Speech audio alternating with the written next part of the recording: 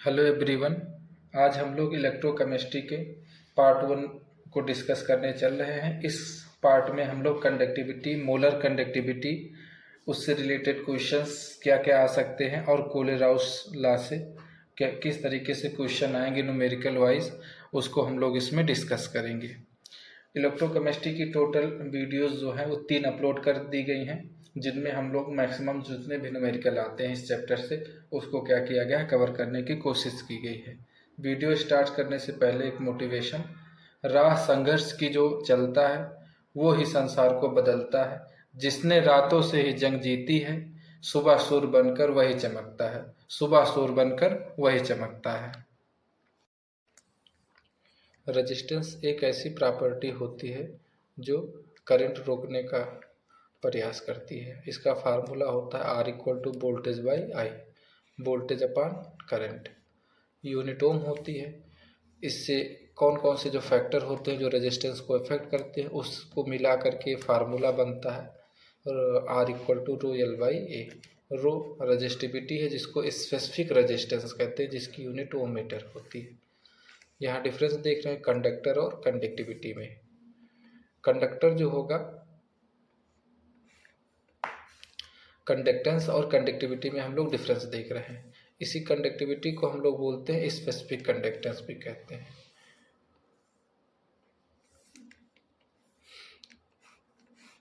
Conductance resistance का reciprocal होता है। इसकी वैल्यू जो होगी 1 रो ए बाई एल हो जाएगा, क्योंकि इसको इन्वर्ट करेंगे तो ये फार्मूला बन जाएगा। अब आते हैं कंडक्टिविटी। रजिस्टिविटी की रेसिप्रोकल होती है, इसकी वैल्यू हम लोग यहाँ पुट कर रहे हैं तो 1/RA/L हो जाएगा। L ऊपर चला जाएगा, L/A। ये एक स्पेशल टर्म से डिनोट किया गया जिसको हम लोग सेल कांस्टेंट कहते हैं।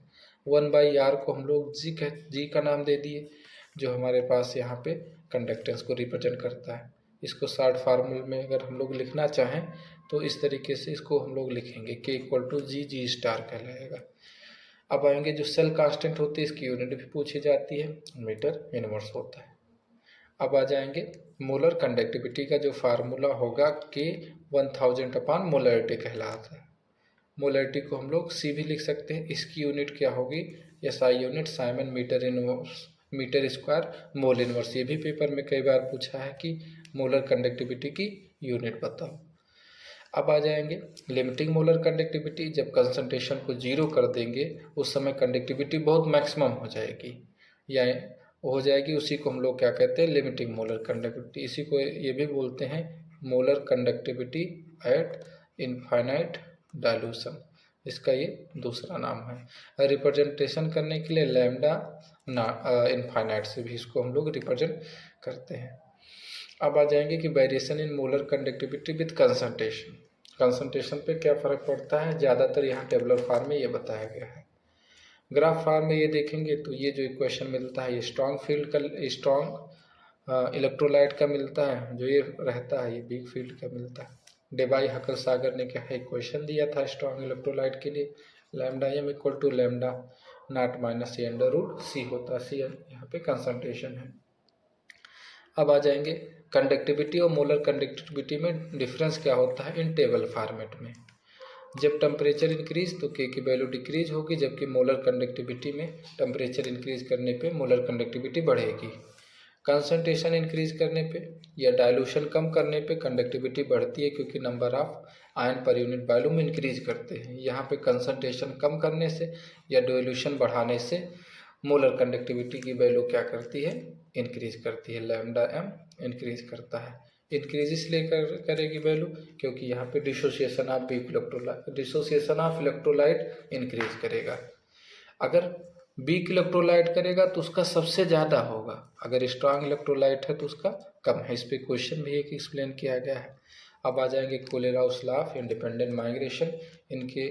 इन्होंने क्या दिया था, लिमिटिंग मोलर कंडक्टिविटी का कॉन्सेप्ट दिया था।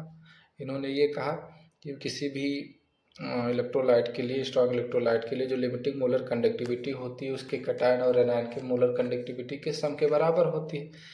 जैसे मान लेते हैं हम MgCl2 है तो इसका आयन जो टूटता है Mg2 प्लस और +2Cl माइनस के होगा, तो Mg Cl2 की कंडक्टिविटी जो होगी लैम्डा Mg2 प्लस के और प्लस 2 लैम्डा Cl माइनस के क्या होगा, सम के इक्वल होगा। इसका जो एप्लीकेशन होता है डिग्री ऑफ डिसोसिएशन निकाल सकते हैं, ये भी बहुत इंपॉर्टेंट टॉपिक है, इससे भी क्वेश्चन आते हैं। और अल्फा इसका फार्मूला होता है अल्फा इक्वल टू कंडक्टिविटी किसी पर्टिकुलर कंसंट्रेशन पे और इनफाइनाइट डाइल्यूशन पे। और डिग्री डिसोसिएशन कांस्टेंट की वैल्यू कैसे निकालेंगे कि c alpha square 1 minus alpha. Solubility भी निकाल सकते हैं। और एक पॉइंट ये भी होता है कि इसकी हेल्प से हम लोग वीक इलेक्ट्रोलाइट की भी हम लोग मोलर कंडक्टिविटी निकाल सकते हैं इनफाइनाइट डाइल्यूशन पे। यहाँ पे एक एग्जाम्पल और दूसरा एक्सप्लेन किया गया है। अब आते हैं इस पे न्यूमेरिकल किस तरीके से पूछे जाते हैं। क्वेश्चन दिया गया है कि solution of two electrolyte A and B dilute किया जा रहा है, तो लैम्डा एम की जो बी की वैल्यू है इंक्रीज होती है 1.5 टाइम्स, जबकि ए की वैल्यू जो होती है 25 टाइम्स। अभी भी डिस्कस किए गए कि जिसका डाइल्यूशन पे कंडक्टिविटी बढ़ेगी वो हमारे पास क्या हो जाएगा, वीक इलेक्ट्रोलाइट हो जाएगा, क्योंकि डाइल्यूशन से डिसोसिएशन बढ़ता है तो कंडक्टिविटी भी क्या होती है, मोलर कंडक्टिविटी बढ़ती है। ध्यान दिए रहना, मोलर कंडक्टिविटी बढ़ेगी, नॉट कंडक्टिविटी। मोलर कंडक्टिविटी इस टर्म में बड़ा कन्फ्यूजन रहता है, इसीलिए इसको ध्यान से देखिएगा। इसका अगर पूछा है कि ग्राफ भी रिप्रेजेंट करो तो स्ट्रेट लाइन ये जो मिलेगा वो स्ट्रांग का रहता है, ये वीक का। अगले टाइप का क्वेश्चन है कि कंडक्टिविटी दिया है इतने कंसंट्रेशन ऑफ एसिटिक एसिड का इतना, कैलकुलेट करना है degree of dissociation. Lambda naught हमको गिवन है, ठीक है, कंसंट्रेशन गिवन है, लैम्डा नॉट गिवन है, हमको के भी गिवन है, तो अल्फ़ा निकालना है। अल्फ़ा का फार्मूला होता है पर्टिकुलर कंसंट्रेशन पे अपॉन इनफाइनाइट डाइल्यूशन पे। तो पहले पर्टिकुलर कंसंट्रेशन पे हम लोग कैलकुलेट कर लेते हैं। फार्मूला होगा के 1000 बाई सी की वैल्यू पुट कर दिए, के की वैल्यू, इसको जब सॉल्व किए तो इतनी वैल्यू आ गई 41 साइमन सेंटीमीटर स्क्वायर पर मोल। अल्फ़ा का फार्मूला हो गया lambda m c upon lambda m not हो गया, वैल्यू हमने पुट कर दी तो 0.104 आया, इसको अप्रॉक्स 0.10 लेते हैं। अगर के भी पूछा होता वह, हालांकि इस पेपर में के नहीं पूछा है, तो उसके लिए हम लोग C alpha square upon 1 minus alpha रखेंगे। सी की वैल्यू अल्फा स्क्वायर की वैल्यू 2 बार रख देते हैं, माइनस करेंगे, बस इसको सॉल्व करेंगे तो ये वैल्यू आ जाएगी। अब आते हैं दूसरे टाइप का क्वेश्चन है, कैलकुलेट हमको डिग्री ऑफ डिसोसिएशन बताना है। अब की डिसोसिएशन बताना, अब की बार में लैम्डा एम दिया है, लैम्डा नॉट हमको नहीं दिया है, तो लैम्डा नॉट निकालेंगे। लैम्डा कंसंट्रेशन का दिया है। एसिटिक एसिड का फार्मूला होता है CH3COOH। डिसोसिएशन हम लोग करेंगे तो ये डिसोसिएशन होगा, इसकी भी दिक्कत नहीं रहेगी, ये भी दिया रहेगा अलग अलग का दोनों का। CH3CO माइनस दिया है और H दिया गया, तो दोनों को जोड़ लेंगे तो ये लैम्डा नॉट एसिटिक एसिड की वैल्यू आ जाएगी। अच्छा, डिग्री ऑफ डिसोसिएशन निकालना होगा तो अल्फा पर्टिकुलर कंसंट्रेशन पे और इनफाइनाइट डाइल्यूशन को जब डिवाइड कर देंगे तो डिग्री ऑफ डिसोसिएशन मिल जाएगा। दोनों को डिवाइड कर दिए तो 0.1 हो गया। इस क्वेश्चन में बस इतना ही पूछा था। अगर के पूछता डिसोसिएशन कांस्टेंट तो हम लोग ये वैल्यू पुट कर देते, लेकिन हाँ कंसंट्रेशन नहीं दिया है तो इस वाले में ये निकाल पाना मुश्किल हो जाएगा। अब आते हैं, ये क्वेश्चन दिया गया है, इसको ट्राई करिएगा और कमेंट बॉक्स में बताइएगा कि आ गया है कि नहीं आया। अगर कोई प्रॉब्लम होगी तो बताइएगा, इसको हम लोग एक बार फिर से ट्राई करेंगे। अब आते हैं दूसरे टाइप का क्वेश्चन है, resistance of a conductivity cell filled with 0.1 m KCl solution, जिसका रेजिस्टेंस इतना ओम है। अगर इसी सेम सेल में, सेम सेल का मतलब हमारे पास L/A सेल कांस्टेंट है, ये इसकी वैल्यू फिक्स रहेगी अगर सेम ही सेल रखेंगे। इतना कंसंट्रेशन फिल कर दिया गया इतने ओम का, तो हमको कंडक्टिविटी और molar conductivity for this cell के लिए बतानी है। और पहले वाले सेल के लिए कंडक्टिविटी दे रखी है, ठीक है, तो हम लोग पहले वाले सेल 0.1 m KCl सोल्यूशन के लिए कंडक्टिविटी का यूज कर करके हम लोग सेल कांस्टेंट निकालेंगे। कंडक्टिविटी का फार्मूला 1 रेजिस्टिविटी होता है या 1/R L/A होगा। L/A को इधर ही रहने देते हैं, R को उस साइड भेज देंगे, मल्टीप्लाई हो जाएगा कंडक्टिविटी से, इसकी वैल्यू आ जाएगी 1:9 आ जाएगी मीटर इनवर्स। अब इसी चीज़ का यूज करेंगे इस वाले में, कंडक्टिविटी 1/रेजिस्टिविटी L/A आ जाएगा, 1/रेजिस्टेंस, रेजिस्टेंस की वैल्यू दूसरे वाले केस में हमको दी गई है 520, तो ये पुट कर दिए।